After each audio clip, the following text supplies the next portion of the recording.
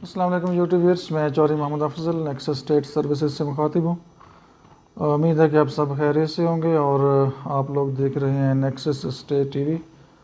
और आज एक बहुत ही इम्पोर्टेंट इन्फॉर्मेशन के साथ हम हाज़िर हैं और स्पेशली जो ओवरसीज़ लोग हैं उनके लिए काफ़ी हेल्पफुल वीडियो होगी। और जो लोकल लोग हैं पाकिस्तान के अंदर हैं लेकिन आउट ऑफ सिटी हैं और प्लाट ट्रांसफ़र के लिए ख़ुद नहीं आ सकते, तो उनको अथॉरिटी लेटर की ज़रूरत होती है।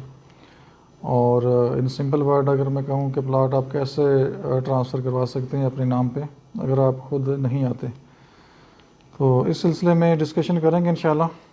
और सेकंड नंबर पे डिस्कस करेंगे जो ओवरसीज़ लोग हैं वो प्लाट को सेल कैसे कर सकते हैं, तो उसको डिस्कस करेंगे।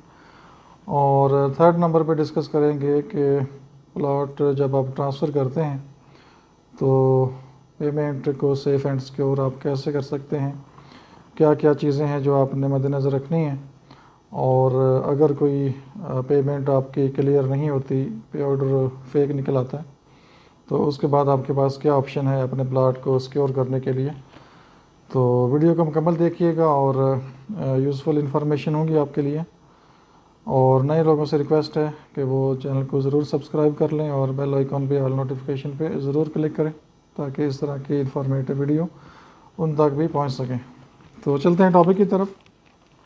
सबसे पहले बड़ा सिंपल है कि प्लाट आपने अगर अपने नाम पे करवाना है और आप खुद नहीं आ सकते, आउट ऑफ कंट्री हैं या आउट ऑफ सिटी हैं, तो आप चाहते हैं कि आपके बिहाफ के ऊपर कोई जाए और प्लाट आपके नाम पे ट्रांसफ़र हो जाए, तो उसका बड़ा आसान तरीका है। एक आप वाइट पेज लें सिंपल सा, उसके ऊपर हैंड से आप लिखें जिसको भी आप नॉमिनेट कर रहे हैं ट्रांसफ़र के टाइम पे जो बंदा साइन करेगा आपके बिहाफ पे, उसकी डिटेल मेंशन करें, अपनी डिटेल मेंशन करें और प्लाट की डिटेल मेंशन करें।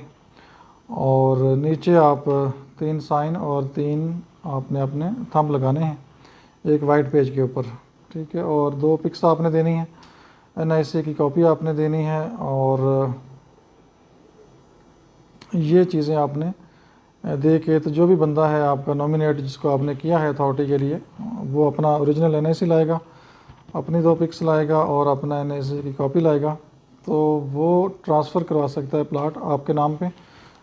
जस्ट उसके नाम अथॉरिटी लेटर बनेगा, वो हम लोग बनाते हैं या स्टेट एजेंट आपका जो भी है वो स्टाम्प पेपर पे उसको बनाएगा, उस पर सारी डिटेल्स मेंशन होती हैं। और जस्ट अथॉरिटी लेटर जो होता है वो प्लाट ट्रांसफ़र करवा सकता है आपके नाम पे, सेल नहीं कर सकता, इसलिए परेशान होने की ज़रूरत नहीं है।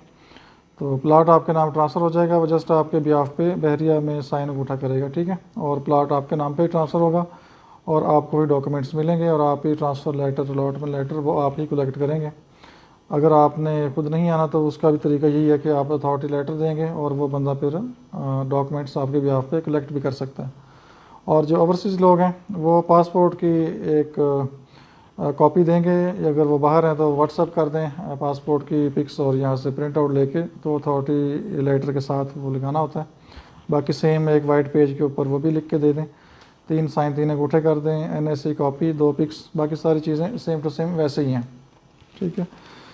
तो ये है अथॉरिटी के ऊपर ट्रांसफ़र करवाने का तरीका। अगर आप बाहर हैं या पाकिस्तान में कहीं दूर दराज रहते हैं और आप खुद नहीं आ सकते या बहुत एमरजेंसी है आपको या कोई कैसा काम है उधर से ट्रांसफ़र है और आपका इंपॉर्टेंट काम भी है तो आप खुद हाज़िर नहीं हो सकते, तो उसका तरीका ये है कि फिर आप अथॉरिटी लेटर दे दें और आपके बिहाफ पे आपका जो भी बंदा है वो आपके नाम ट्रांसफ़र करवाएगा प्लॉट। तो एक तो ये चीज़ थी। और सेकंड नंबर पे आपने अगर प्लॉट सेल करना है और स्पेशली उन लोगों के लिए जो आउट ऑफ कंट्री होते हैं, तो उनका तरीका बड़ा सिंपल है। सिंपल तो नहीं कहूँगा, थोड़ा सा इसको मुश्किल भी होता है। जो लोग फ़र्स्ट टाइम इसकी प्रैक्टिस कर रहे होते हैं तो उनके लिए थोड़ी सी मुश्किलात होती हैं, उनको थोड़ी सी मेहनत करनी पड़ती है। अगर वो आउट ऑफ कंट्री हैं तो उनको सबसे पहले पावर ऑफ अटॉर्नी बनानी है और इसका एक फ़ार्मेट होता है प्रॉपर।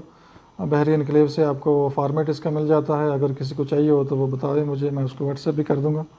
प्रॉपर जो फ़ार्मेट होता है उसके मुताबिक आपने अपना जो भी कोई लॉयर है, कोई भी आपका इस मामले में थोड़ी सी जो नॉलेज रखता है, तो उसे आपने वो बना लें या ख़ुद टाइप कर लें सेम टू सेम। और वो जो भी एम्बेसी है आपके मुल्क में पाकिस्तान की, वहाँ पे जाएंगे आप, वहाँ से जो भी उनकी रिक्वायरमेंट है उसको पूरा करेंगे आप, ठीक है।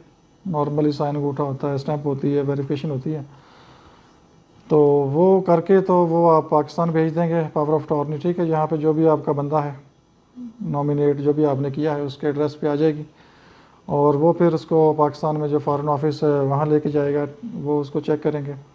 उसके बाद फिर इसका होता है आपने स्टेट बैंक से एक स्टैंप लगानी होती है, एक फ़ीस पे करनी होती है, ठीक है। और उसके बाद रजिस्ट्रार ऑफिस भी आपने जाना होता है, ठीक है, वहाँ से स्टैंप लगती है, वेरिफिकेशन होती है। तो ये एक प्रोसीजर है प्रॉपर, इसका प्रॉपर डॉक्यूमेंटेशन होती है जिसे पावर ऑफ अटॉर्नी कहते हैं। और ये कोई भी बंदा पाकिस्तान में नॉर्मल जो लॉयर होते हैं काम कर रहे हैं तो उनको 5-10 हज़ार दें तो वो आपकी ये वेरिफिकेशन करवा देते हैं, ठीक। बजाय इसके कि आप खुद भाग दौड़ करें, तो किसी भी बंदे को नॉमिनेट करें और उसको कुछ पैसे दें, और वो मतलब फ़ीस होती है उनकी, क्योंकि जाना पड़ता है, 3-4 चक्कर लगते हैं। तो वो आपकी जो पावर ऑफ अटॉर्नी है उसको वेरीफाई कर देते हैं, और ये आई थिंक 6 मंथ के लिए वैलिड होती है जो मेरी इन्फॉर्मेशन है। और उससे पहले पहले आपने इसको प्लाट को सेल करना होता है, उसके बाद फिर रीन्यू कराना पड़ता है, और उसकी कुछ फ़ीस होती होगी, वो रीन्यूअल भी हो जाती है। लेकिन कोशिश करें कि जो टाइम प्लान जब प्लाट आपका सेल होता है उसके बाद ही आप पावर ऑफ अटॉर्नी की तरफ जाएं, उसके बाद ही आप पावर ऑफ अटॉर्नी बनाएं। और उसके बाद थर्ड नंबर पे ये है कि प्लाट जब आपका ट्रांसफ़र होता है तो उसमें बहुत से क्वेश्चंस रेज़ होते हैं, और एक बहुत अच्छे क्लाइंट हैं हमारे ओवरसीज़ में, वो भी ये बात कर रहे थे कि इसका सेफ्टी सिक्योरिटी कैसे है, अगर कोई पेमेंट फ़ेक हो जाती है, पे ऑर्डर फेक होता है, चेक मिल जाता है या कैश होता है, तो उसका क्या तरीका है, ज़रा ये भी थोड़ा सा बता दें।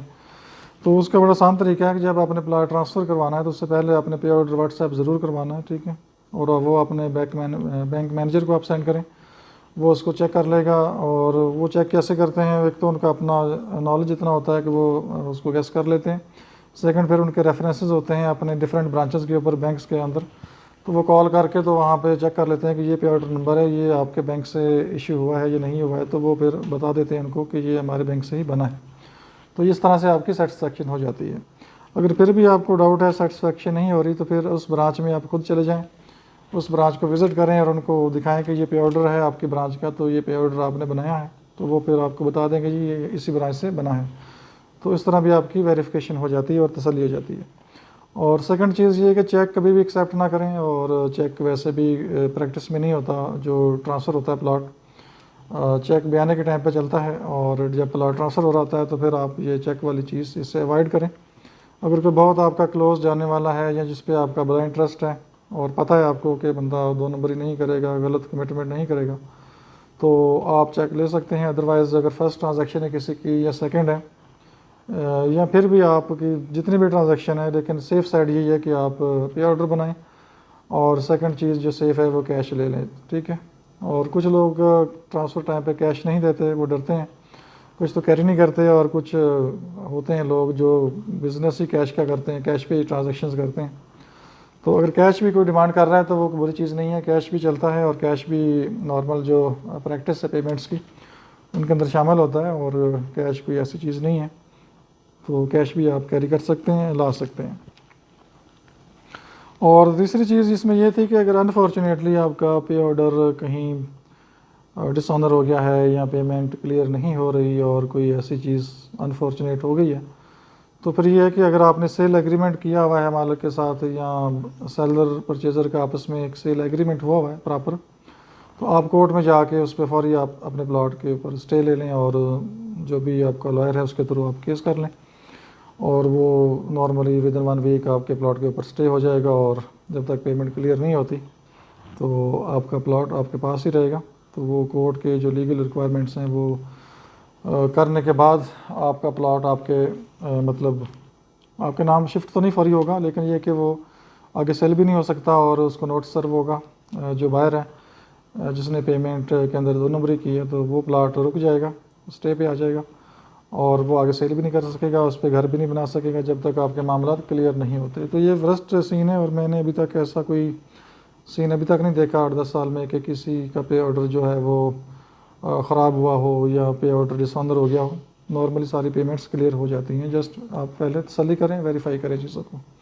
तो ये कुछ इन्फॉर्मेशन थी जो कि आप लोगों के लिए हैं, और कुछ ना कुछ आपको इन्फॉर्मेशन मिलेगी, और कुछ सेफ़ साइड पे आप लोग खेलेंगे। तो ये इन्फॉर्मेशन स्पेशली आप लोगों के लिए थी। और हमें इजाज़त दीजिए। अपना बहुत सा ख्याल रखिए।